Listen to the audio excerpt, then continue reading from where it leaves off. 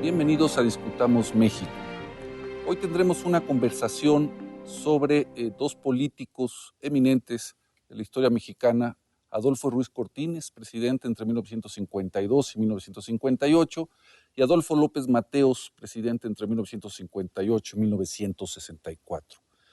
Nos acompañan para esta conversación distinguidos conocedores de este periodo de la historia de México, Soledad Loaesa, Ricardo Pozos, Rogelio Hernández. Yo quisiera iniciar esta charla con una pregunta. Ambos son presidentes de la Guerra Fría. La Guerra Fría, ¿qué tan importante es para explicar la historia política mexicana? ¿Es algo que nos pertenece o es algo que viene de afuera y simplemente da un contexto lejano, un horizonte? Soledad. Yo creo que nos pertenece mucho más de lo que hemos querido aceptarlo.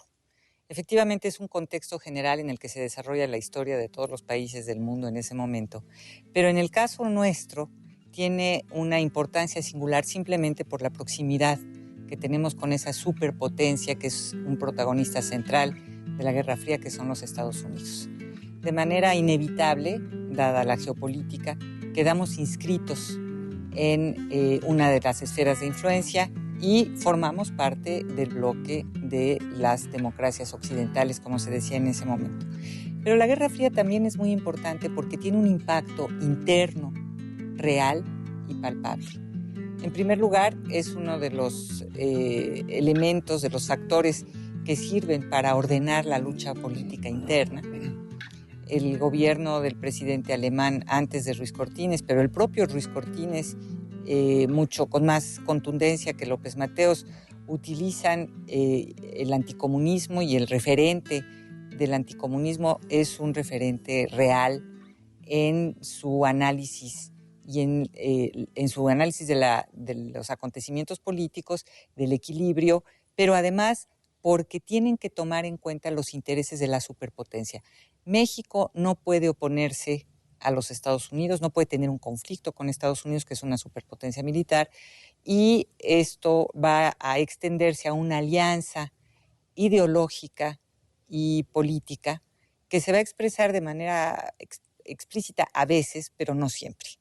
Ahora, yo sí creo que es una alianza que está presente en prácticamente todas las decisiones que toman estos presidentes. López Mateos intenta sustraerse, pero muy rápidamente, por efecto de la Revolución Cubana, recupera la posición que define Alemán, que sostiene Ruiz Cortines, que es una posición de alineamiento con los Estados Unidos. La Guerra Fría es un eje ordenador de muchas de las acciones de los protagonistas de la vida política en ese momento. Ricardo, ¿cómo se compra la Guerra Fría y cómo se procesa en México?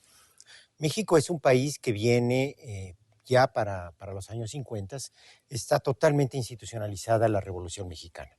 Revolución Mexicana que no deja de lado todo un filón nacionalista que forma parte del juego interno con las izquierdas y que forma parte de este manejo de dos grandes políticos, que son Adolfo Ruiz Cortines y Adolfo López Mateos, en el cual si la Guerra Fría ordena los términos de la política internacional, crea márgenes internos de negociación de esa política internacional que permite el manejo de los distintos gobiernos y la manera de acreditarse frente a las fuerzas políticas internas, generalmente o particularmente de las fuerzas de izquierda o de la contradicción revolucionaria.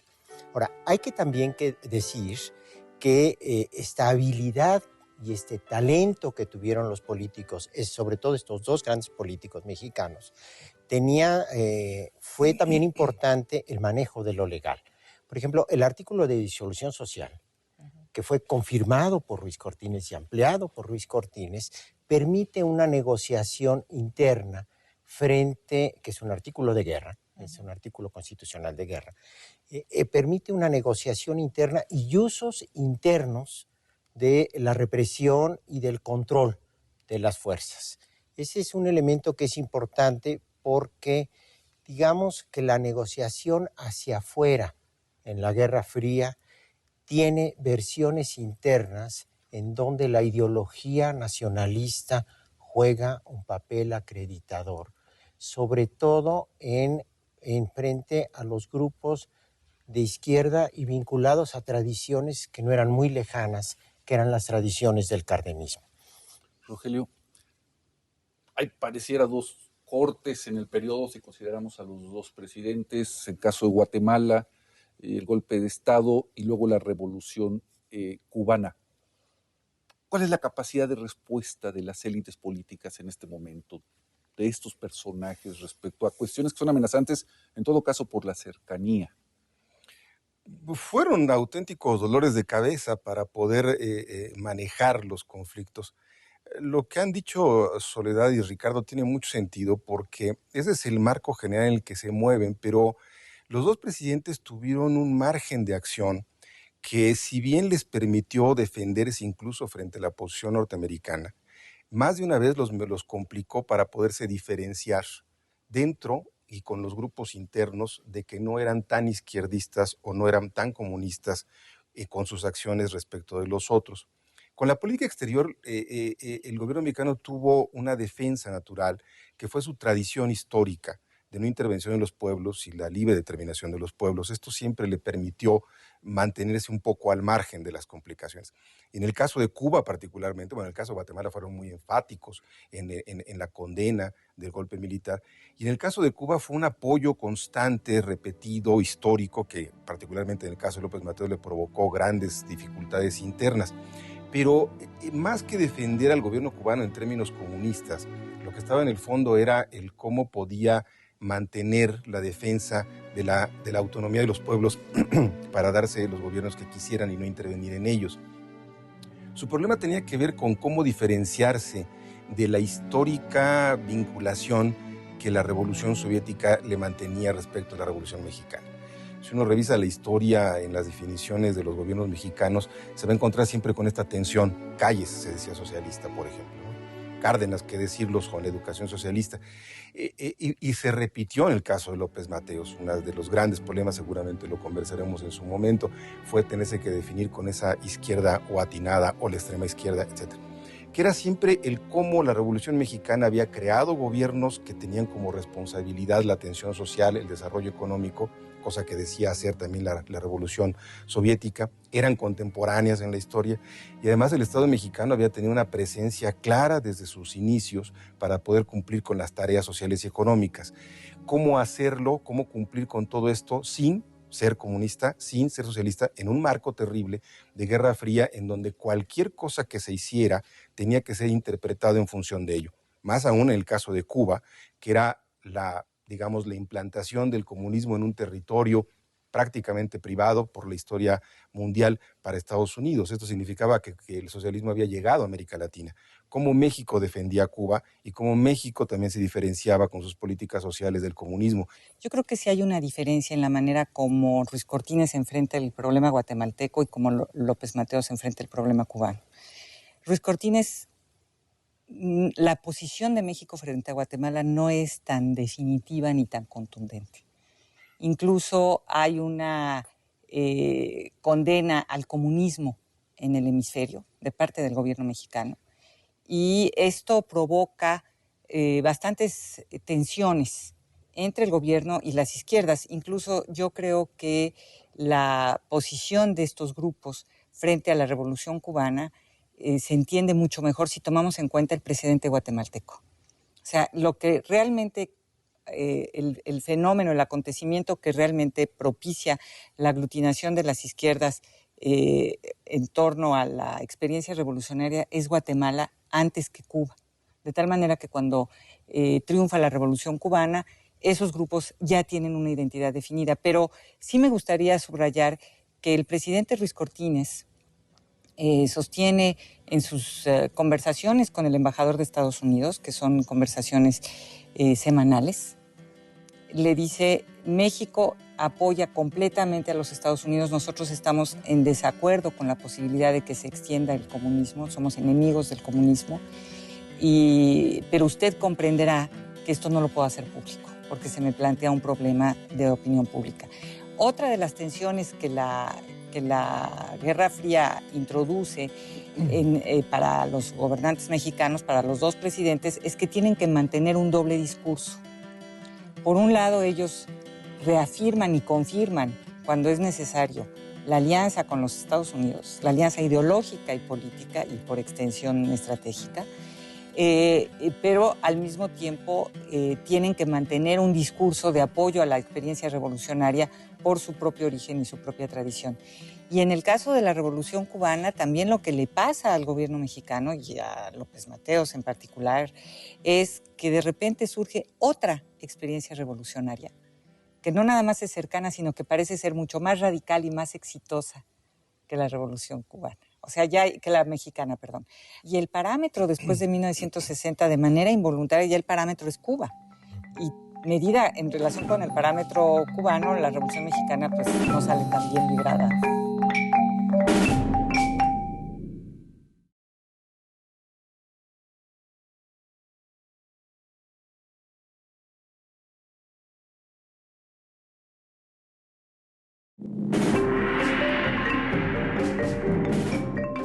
Hay pareciera dos cortes en el periodo, si consideramos a los dos presidentes, el caso de Guatemala, el golpe de Estado y luego la Revolución Cubana.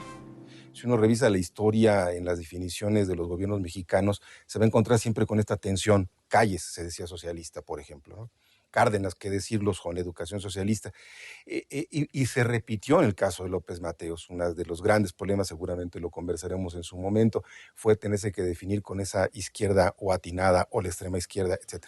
Y el parámetro después de 1960, de manera involuntaria, ya el parámetro es Cuba. Y medida en relación con el parámetro cubano, la Revolución Mexicana pues no sale tan bien librada, ¿no? Dos cosas que me parece son importantes. En el caso de la Revolución Cubana, México no es ajeno, ¿no? Es decir, incluso el orden, la institución que organiza y ordena la seguridad interna del país tiene vínculos directos, incluso a través de los viejos militantes de la República Española. México es un espacio en donde germina, florece la posibilidad de la Revolución Cubana, y esto tiene que ver con tradiciones de liberación, de izquierda, de vínculos, y en los dos periodos hay una figura central que es el pater de la izquierda, que era Lázaro Cárdenas. Muy desestabilizador. ¿No? Pero es el gran articulador y el gran líder carismático de la izquierda mexicana. Y otro referente que tenemos que tener en cuenta, y es que la Guerra Fría ya para estos periodos tiene como referente importante el desarrollo del Estado benefactor. Es decir, la sociedad mundial, sobre todo las sociedades democráticas, tienen un Estado muy vinculado no solo al desarrollo industrial, sino a la vinculación con los sindicatos y las organizaciones. Es interesante que algunos historiadores han considerado como la reconstrucción de Europa después de la Segunda Guerra Mundial es obra de hombres no precisamente jóvenes, sino que habían nacido a finales del siglo XIX, Churchill, Adenauer, De Gaulle, etcétera, que habían vivido todos los desencuentros que trajo consigo la Primera Guerra Mundial, la crisis de 1929, la propia Segunda Guerra Mundial, y que sin embargo, un poco en la lógica de lo que decía Ricardo, pueden articular las necesidades de esta nueva democracia que se está fundando después de la Guerra Mundial con una redefinición del papel del Estado, por ejemplo, el Estado benefactor. Y me da la impresión de que Ruiz Cortines, que participa en la revolución como pagador de una de las facciones revolucionarias, que conoce de cerca la guerra, parece adecuarse a esta imagen. Es un hombre relativamente grande para otros estándares, que le toca ser presidente a partir de 1952, pero con una experiencia directa en un gran conflicto social, que es la Revolución Mexicana. ¿Entenderíamos así a Ruiz Cortines como un veterano que racionaliza la experiencia mexicana? Yo creo que se mezclan dos tradiciones distintas que en ese caso simplemente coinciden. Lo que tú acabas de mencionar respecto de la importancia del Estado benefactor, bueno, que ya lo dijo Ricardo y que tú lo has repetido, del Estado benefactor para la reconstrucción y para normar la economía o solucionar problemas, en el caso de México es consustancial a la construcción de las instituciones del sistema político. Si una vez terminada la revolución y cuando se comienzan a construir las instituciones, la figura del Estado es fundamental para hacerlo. No hay en ninguno de los grandes líderes del momento nadie que ponga en tela de juicio la importancia del Estado para desarrollar la industria, la economía y cumplir con las tradiciones sociales. Yo recuerdo, por ejemplo, en los años de la campaña de Ruiz Cortín, de Lázaro Cárdenas, cuando uno de sus asesores, que era Ramón Beteta, claramente lo expone. México tiene que transitar hacia el desarrollo a través de la industrialización, no a través de la agricultura, y para eso tenemos que hacerlo a través del Estado, porque no hay iniciativa privada que lo haga. Es decir, el Estado está presente desde el principio. La evolución incluso de cómo se va a definir esa izquierda tiene que ver con las modalidades que va adoptando la figura del Estado no democrático o totalitario, como ya se le decía entonces. Pero en el caso de México, el Estado es consubstancial a la idea de la estructura del sistema político mexicano. Bueno, eso es absoluto, porque incluso es todavía más explícito el intervencionismo estatal, definido de manera más explícita durante el gobierno de Miguel Alemán. Claro. Ahí es clarísimo. Entonces, lo que hace Ruiz Cortines simplemente es mantener y continuar con una serie de políticas que efectivamente yo creo vienen definidas desde la Constitución. Entonces, son previas a la experiencia del Estado benefactor. Lo que pasa es que yo creo que después de la guerra es mucho más sencillo que ese intervencionismo estatal no se ha visto con tantas suspicacias como va a ocurrir más adelante. Pero sí hay un consenso en la posguerra, en el mundo, que tiene que ver con el intervencionismo estatal es absolutamente indispensable para garantizar el crecimiento económico. Yo veo a Ruiz Cortines más bien como un presidente cuya misión, como él la entiende, es preservar lo que se ha logrado, mucho más que modificar. Entonces él considera, seguramente se ve, el alemanismo, aparte de los escándalos de corrupción que hubo al final de ese gobierno, sí fue visto como un éxito. Y sí realmente reorientó el desarrollo del país. Y si es cierto esto, entonces uno entiende que la labor de Ruiz Cortines, como él la entendió, fue mantener el legado que él recibe, que es estabilidad política y crecimiento económico en marcha, ¿no?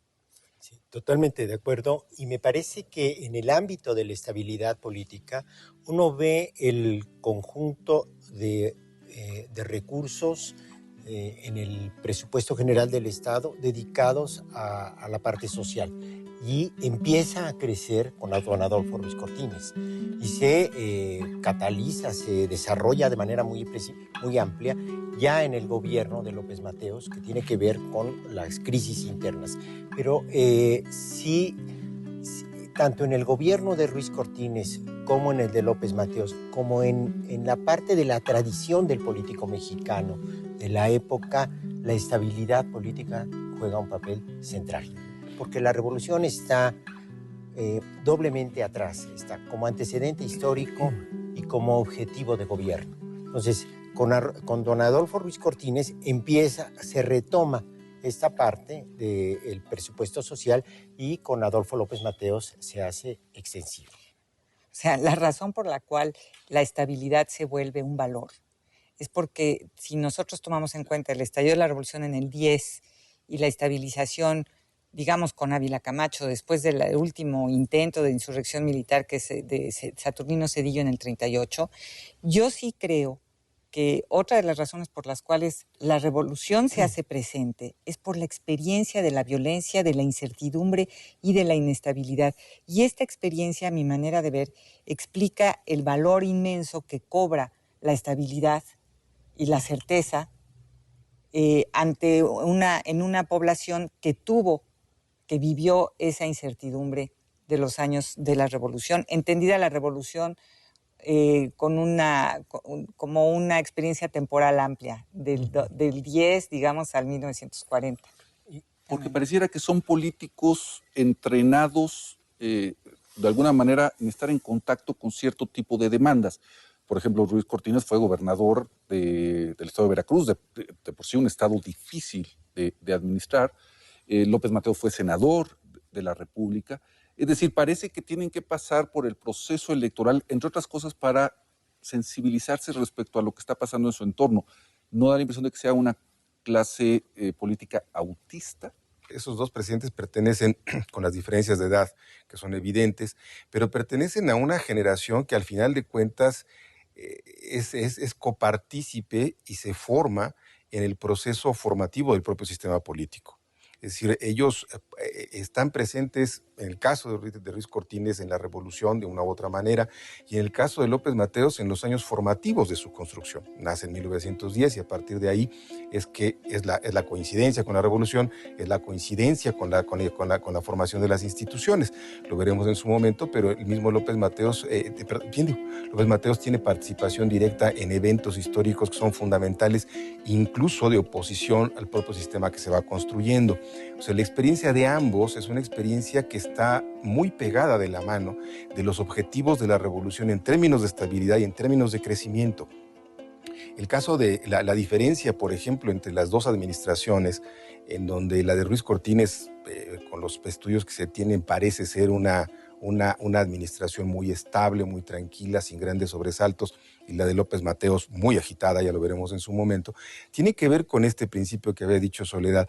A Ruiz Cortines le toca una especie de administración del gobierno y de una política económica que había sido relativamente exitosa, pero que él tiene que enfrentar en sus principales consecuencias ya de agotamiento, la devaluación de 54, por ejemplo. Y eso explica también el hecho de que López Mateos, cuando ingresa a la presidencia, sus primeras acciones tengan que ver con de nuevo fortalecer el papel del Estado para reiniciar el desarrollo económico.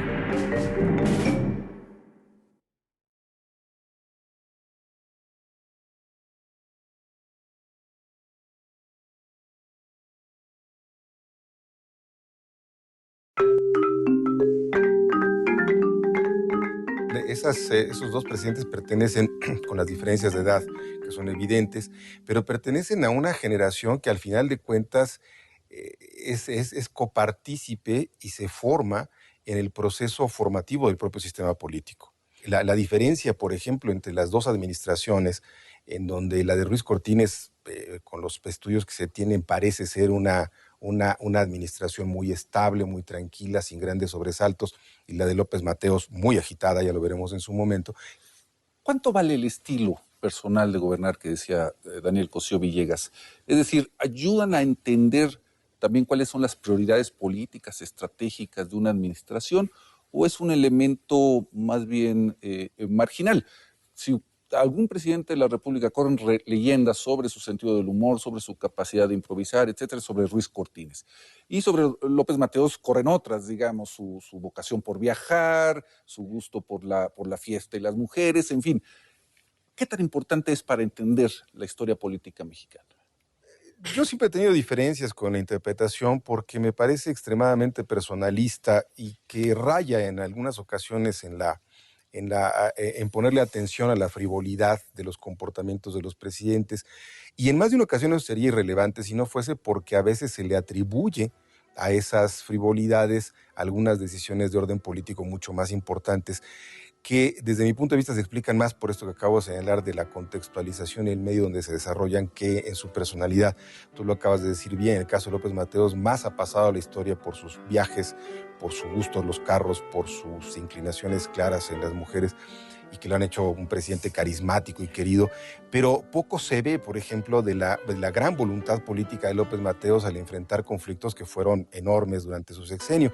O en el caso de Ruiz Cortines, que ha pasado a esta historia de ser el hombre adusto, que casi no se reía, que jugaba dominó con sus amigos, y que ha pasado y que se ha perdido, por ejemplo, el enorme control que tuvo en su sucesión presidencial, y que es la primera sucesión presidencial que no es conflictiva.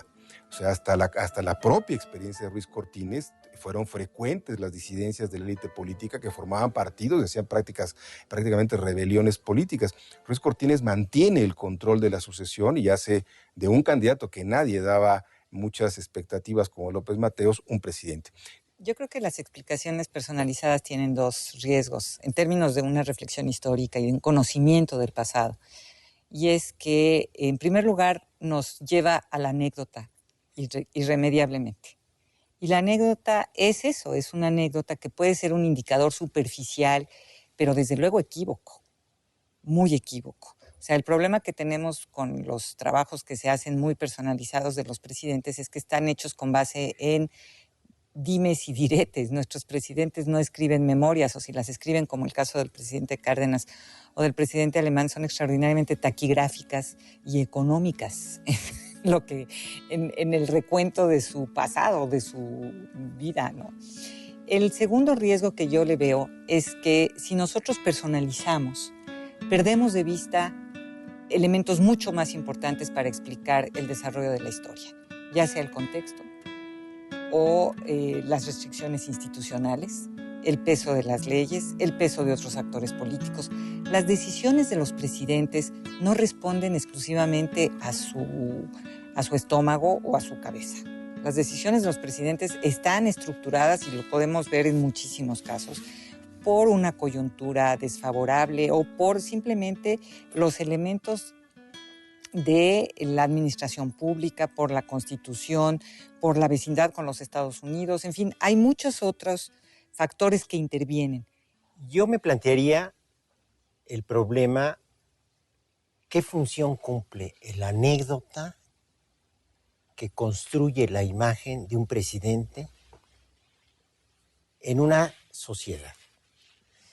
Yo diría, en el caso de Ruiz Cortines y de López Mateos, es una sociedad pequeña, con vínculos muy fuertes institucionales, bastante corporativizada, con elementos en donde la anécdota tiene una modalidad de representación de una figura presidencial a la que se le atribuye y se le ascribe incluso elementos carismáticos.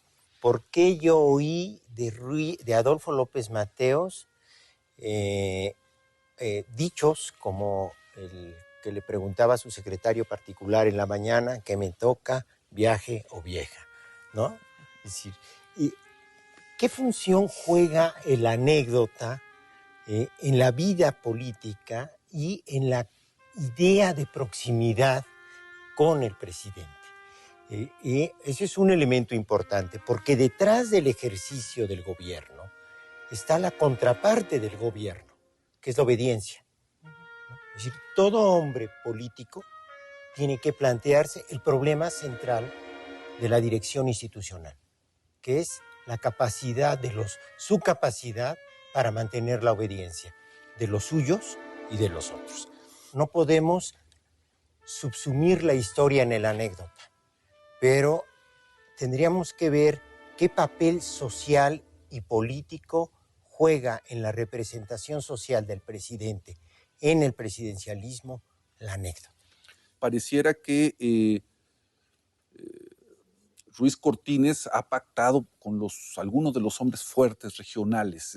Buena parte de su presidencia quizás se explique en que logró tener alianzas con Leobardo Reynoso en Zacatecas, Santos en San Luis, y las anécdotas rodean muchísimo las relaciones entre Ruiz Cortines y estos caciques regionales, estos hombres fuertes. Por otro lado, López Mateos parece haber roto con este tipo de cacicazgos o intentar romper con ellos desde muy el principio de su presidencia.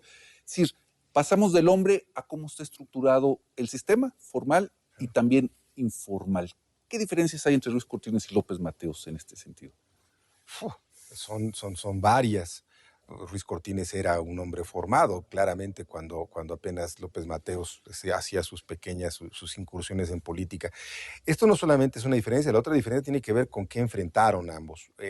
Ruiz Cortines, como decía, es un gran administrador de la presidencia, no tiene grandes conflictos, no tiene que enfrentarse a grandes, excepto en el último año de su gobierno, en donde la crisis económica provoca una enorme cantidad de conflictos sociales que más o menos logra controlar, y yo diría que con mucho éxito al final en su último periodo. López Mateos le toca un periodo mucho más difícil. No solamente tiene que administrar, sino tiene que resolver problemas y tiene que enfrentar la consecuencia de esas decisiones que toma en términos de la presidencia como tal. Pero respecto de con quiénes pacta y con quiénes negocia, también es distinto el asunto.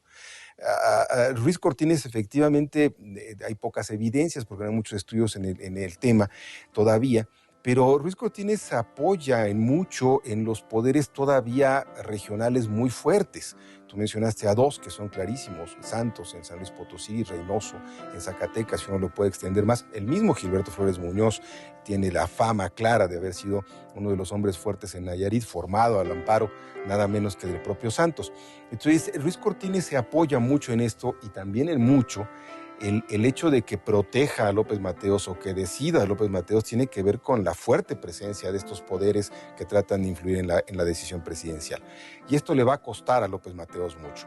Si uno tiene que creerle parcialmente a las anécdotas que cuenta Santos en sus memorias de la campaña de López Mateos, es claro, por ejemplo, cómo no era de su agrado y cómo tuvo que enfrentarlo en más de una ocasión. Es más, la famosísima frase de López Mateos de que los caciques duran hasta que el pueblo lo quiere, lo hace exactamente enfrente cuando hay una manifestación en contra de Santos que por supuesto no le agrada.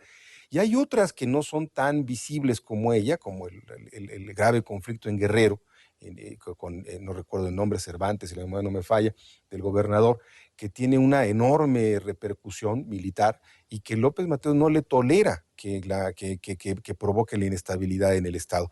Y eso evidentemente contrasta con la figura de Ruiz Cortines. Evidentemente no podemos saber qué hubiera hecho él en esas condiciones, no se trata de ello, sino de cómo las condiciones que le toca a cada uno obligan a una experiencia y un manejo distinto de las acciones políticas, ¿no?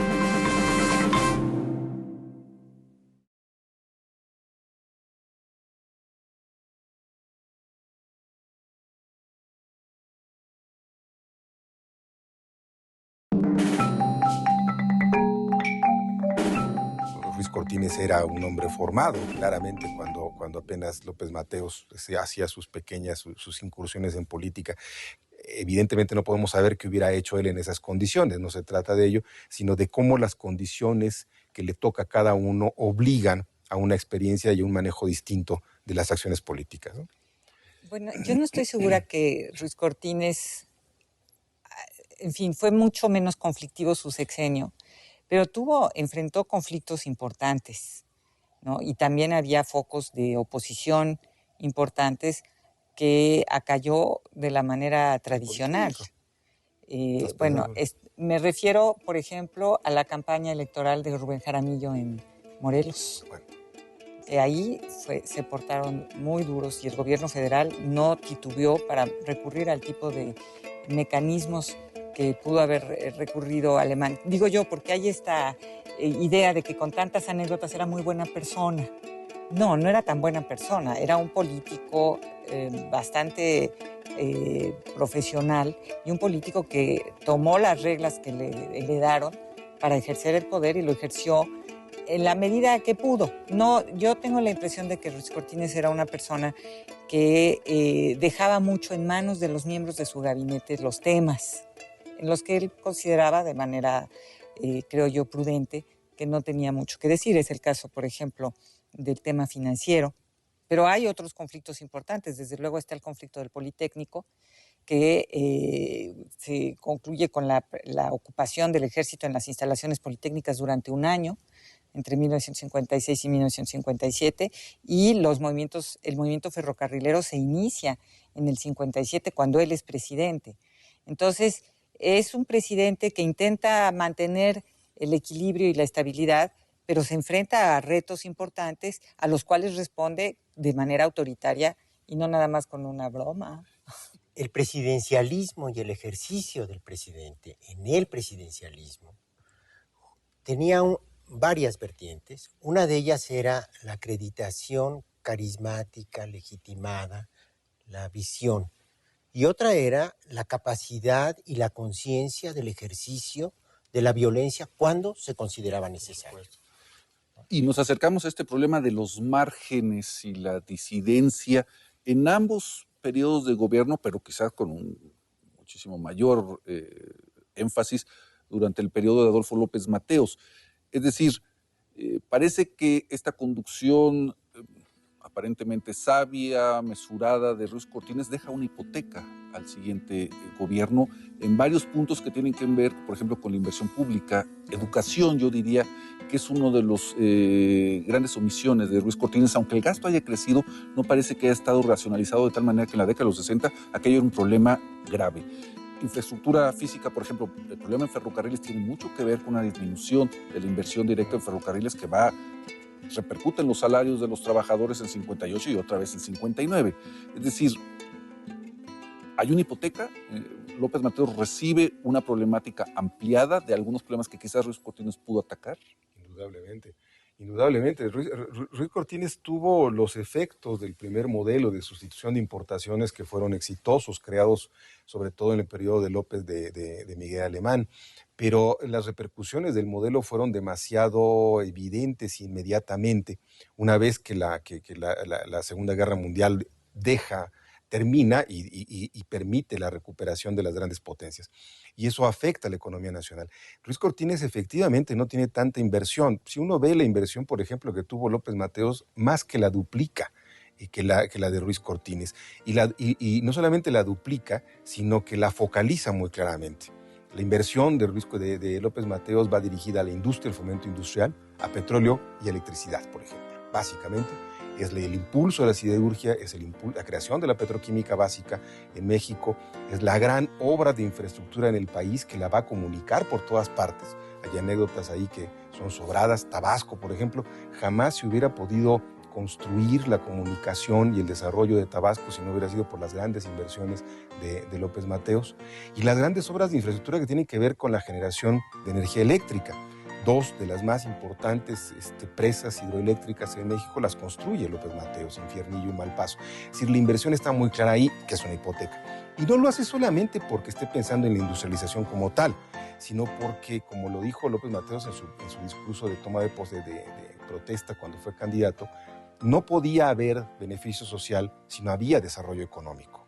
Pero sí hay una hipoteca que tiene que cubrir López Mateos. Esto se puede tomar como un ejemplo del juego entre las instituciones, los recursos y el personaje. Desde luego. Cuando yo escucho esta conversación, pienso, bueno, no será uno. Si nosotros hubiéramos vivido en ese momento, no pensaríamos, qué gabinete tan desordenado y tan anárquico. Finalmente, el presidente aparece como una personalidad hasta cierto punto timorata, que no quiere arriesgarse en proyectos nuevos, no quiere endeudarse, tiene temores porque el presidente alemán dejó un gobierno muy endeudado, cosa que a él le complica un poco la existencia. Entonces, quizás si nosotros jugamos con su personalidad y sus objetivos como presidente, mantener la estabilidad, nos encontramos con que eso se va a traducir en políticas muy claras, muy perfectamente que podemos estudiar sin ninguna dificultad y que se traducen también en términos del funcionamiento de las instituciones. Sí. Entonces, hay que ver a ambos a la luz tanto de sus decisiones y ver cómo en sus decisiones intervienen otros factores distintos de su personalidad. Pero en este caso creo yo que mi conclusión sería que Ruiz Cortines era un personaje mucho más timorato de lo que sugiere. Hay además un elemento que es importante.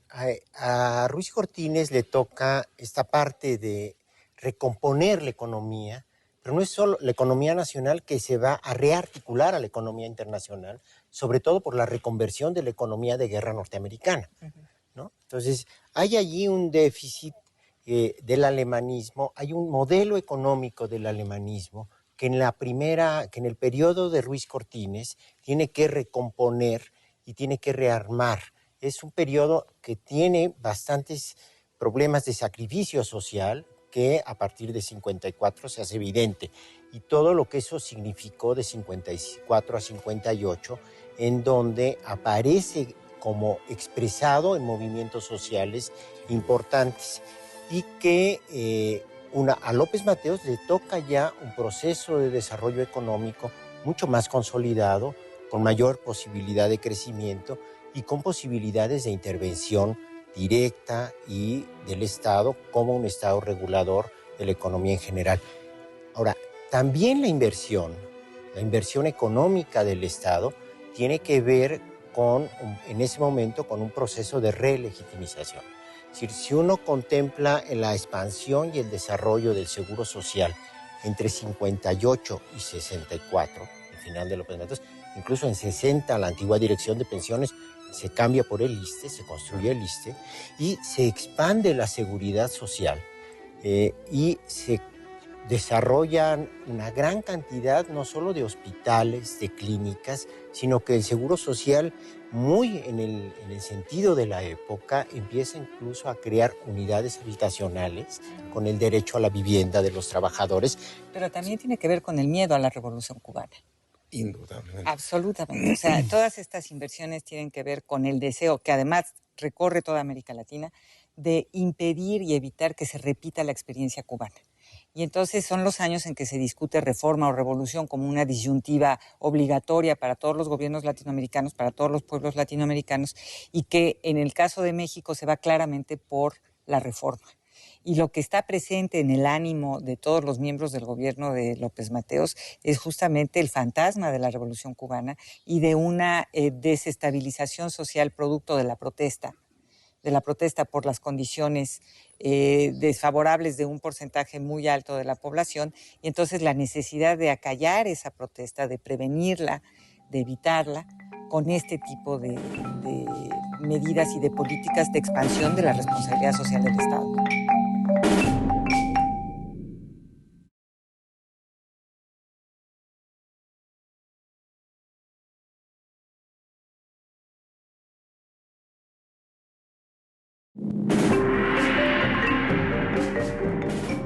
Y entonces son los años en que se discute reforma o revolución como una disyuntiva obligatoria para todos los gobiernos latinoamericanos, para todos los pueblos latinoamericanos, y que en el caso de México se va claramente por la reforma. Iniciamos esta conversación, perdón, con la idea o el impacto de la Guerra Fría en la política mexicana. Yo tengo la impresión que la represión del gobierno de López Mateos, por ejemplo, la huelga ferrocarrilera de 59 y incluso el asesinato de Jaramillo, parece que ya nos hablan de otra cosa, de otra manera de solventar el conflicto. Yo creo que sí, habría que partir de una premisa importante, y es que el sistema mexicano se construyó sobre unos mecanismos de control que fueron demasiado rígidos en su funcionamiento. Ya se ha explicado mucho esto, se ha visto cómo el Estado trataba de incorporar líderes, negociaba con la disidencia, concedía algunas de las peticiones, pero era extraordinariamente intransigente en algunas de ellas, y esto fue muy claro conforme el sistema se fue endureciendo a partir de los años 50 y que digamos en los años 60. Los ejemplos de las manifestaciones, de los movimientos durante el final del gobierno de Ruiz Cortines lo prueban. Si la memoria no me falla, hay 3, 4 movimientos en ese periodo que va de enero de 58 a diciembre de 58. Telegrafistas, por ejemplo, petroleros, 2 secciones de petroleros, el CENTE, Constante, los normalistas, y la cuarta, los ferrocarrileros, indudablemente. En todos los casos, el tratamiento de Ruiz Cortines es singular y muy típico del sistema. Concede prácticamente todos los aumentos salariales que le piden, pero es absolutamente intransigente con la autonomía sindical. Al movimiento revolucionario del magisterio los encarcela, líderes que va inmediatamente, por cierto, a poner en libertad López Mateos en cuanto es presidente. No les permite a algunos otros acciones de otra naturaleza, pero a los petroleros también los reconoce. Les reconoce a las 2 secciones el liderazgo del cual se va a encargar de expulsarlo a la Dirección Nacional de Petróleos, pero no el presidente. Y el caso singular que me parece que hay que subrayar es que en el movimiento ferrocarrilero, Demetrio Vallejo es reconocido.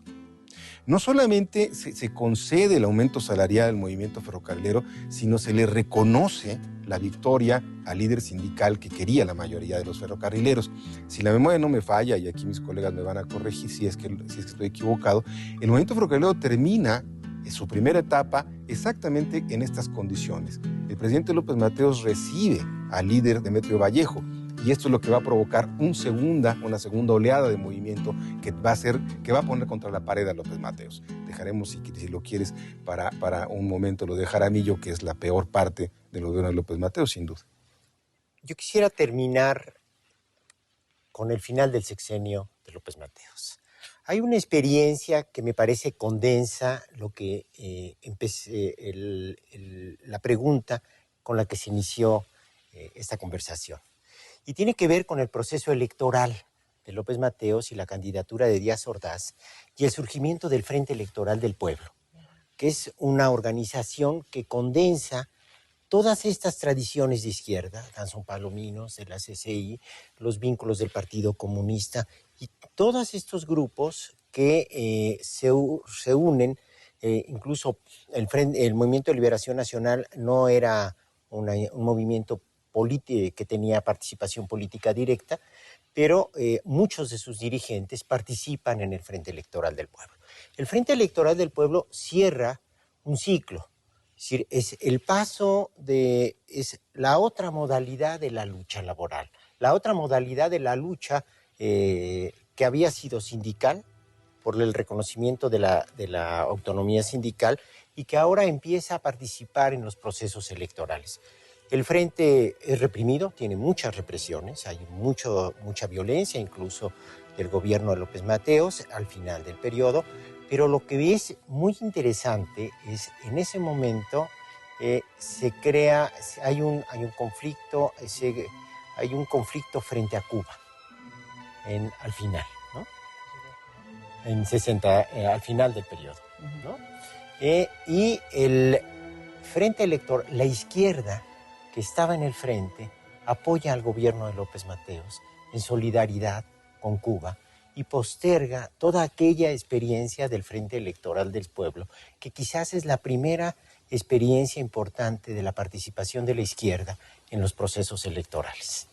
Yo creo que el Frente Electoral del Pueblo sufrió un golpe mortal el día en que el general Cárdenas reconoció y aplaudió la candidatura de Gustavo Díaz Ordaz a la presidencia de la República. Pero lo que creo que sí llama la atención es que el sexenio del presidente López Mateos es un sexenio plagado de conflictos. Es un sexenio en el que se registran muchas movilizaciones, muchas de ellas inspiradas por el conflicto entre Estados Unidos y la Revolución Cubana, por esta disyuntiva reforma-revolución. Lo que es cierto es que se inicia con conflictos, pero esos conflictos no desaparecen, o manifestaciones de protesta. No todos son conflictos. Hay muchas manifestaciones de protesta de la derecha y de la izquierda.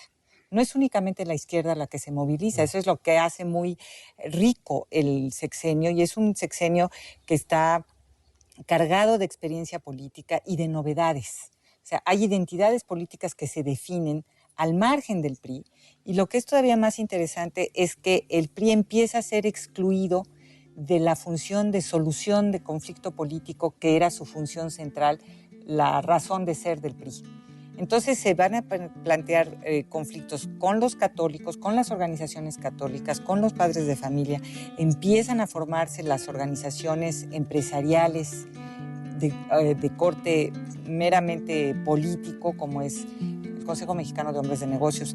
Hay una primera organización que se forma en 1961 que va en esa dirección, y estos grupos empresariales ya están manifestando también su desacuerdo con el control de la participación y con el control de la representación.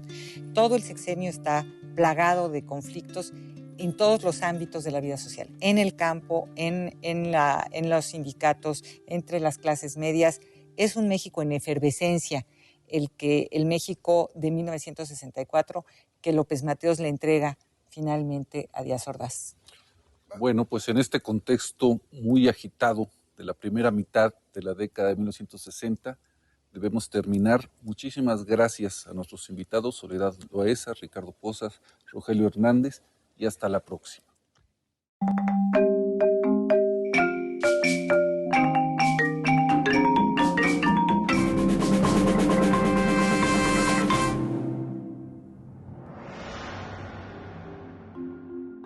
Lo que cambió es un estilo de gobernar, y lo que cambió es una oposición.